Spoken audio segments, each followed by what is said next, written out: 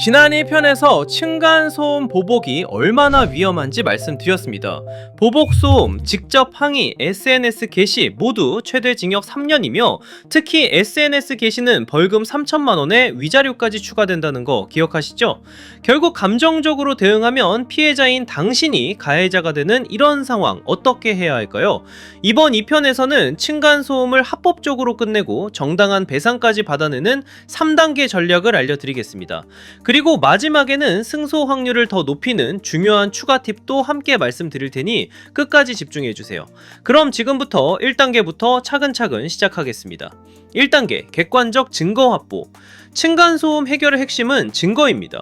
법원은 당신의 고통이 아니라 객관적 증거만을 보고 판단합니다.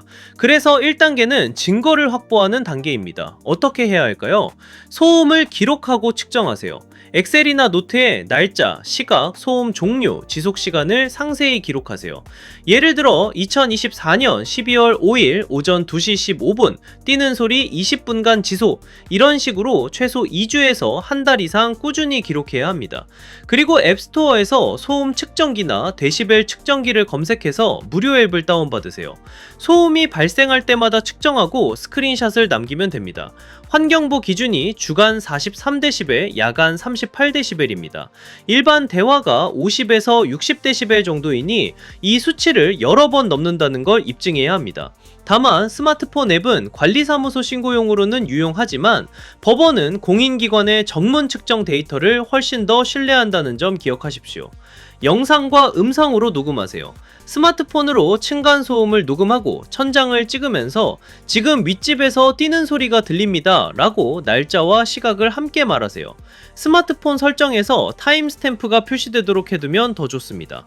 관리사무소에 서면으로 신고하세요. 이렇게 모은 증거를 가지고 아파트 관리사무소나 입주자 대표회의에 서면으로 신고해야 합니다. 말로만 하면 안 됩니다. 민원 접수증이나 이메일로 반드시 기록을 남겨야 합니다. 그런데 이렇게까지 해도 층간소음 문제가 해결되지 않는다면 이제 국가기관이 직접 개입하는 2단계로 넘어가야 합니다. 2단계 층간소음 이웃사이센터 조정 신청. 환경부 산하 층간소음 이웃사이센터에 조정을 신청하세요. 전화 1661-2642나 온라인으로 무료 신청이 가능한데요. 신청하면 전문 상담사가 배정되고 현장을 방문해서 며칠간 전문 장비로 소음을 측정합니다. 여기서 중요한 게 뭐냐면 이 측정 결과가 법원에서 가장 신뢰받는 핵심 증거라는 겁니다. 실제로 많은 판례에서 이웃사이센터의 측정 결과는 수위 난도를 판단하는 핵심 자료로 인정됩니다. 그리고 합법적 절차를 밟았다는 기록으로 재판부가 당신을 우호적으로 보게 되고 정보기관이 개입했다는 사실만으로도 가해자는 행동을 바꾸게 됩니다. 실제로 70% 이상이 여기서 해결됩니다. 강제력은 없지만 감정의 골이 깊어지기 전에 빨리 신청하시는 게 좋습니다. 그런데 만약 가해자가 정보기관의 권고조차 무시한다면 어떻게 될까요? 이제 법의 강제력을 빌릴 수밖에 없습니다. 3단계 민사소송을 통한 손해배상 청구. 1, 2단계를 모두 거쳤는데도 소음이 지속된다면 더 이상 참을 필요 없이 민사소송을 제기하세요. 소송에서 이기려면 법원이 무엇을 보는지 알아야 합니다.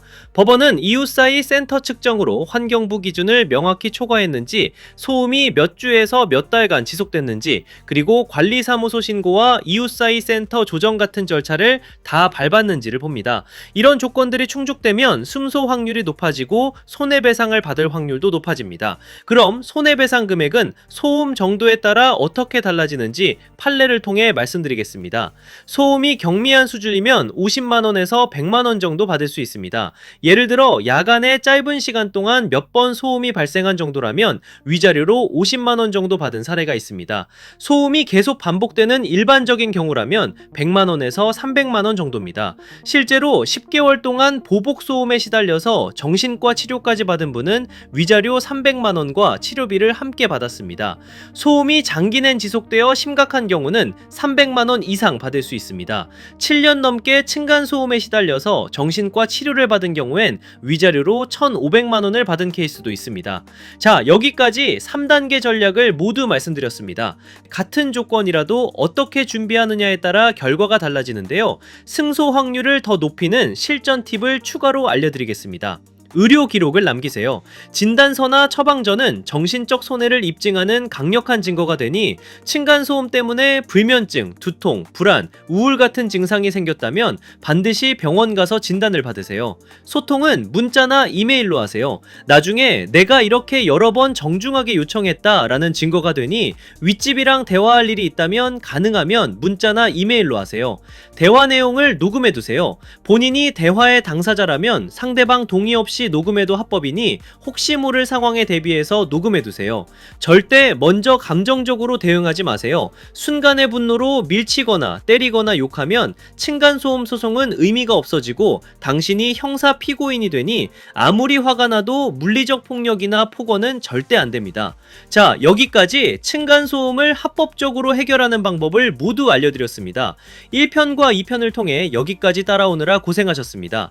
층간소음은 일상을 파괴하는 심각한 문제입니다. 매일 밤 잠 못 이루고 집이 더 이상 쉴 수 있는 공간이 아니게 되는 고통에서 더 이상 머무르지 마세요.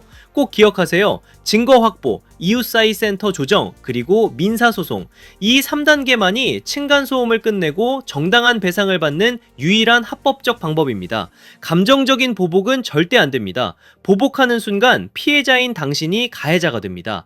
혼자 해결하기 어렵다면 일상의 변호사와 상담하세요. 정확한 전략이 억울함을 푸는 첫걸음입니다. 일상의 변호사, 당신의 일상에 법의 힘을 더합니다.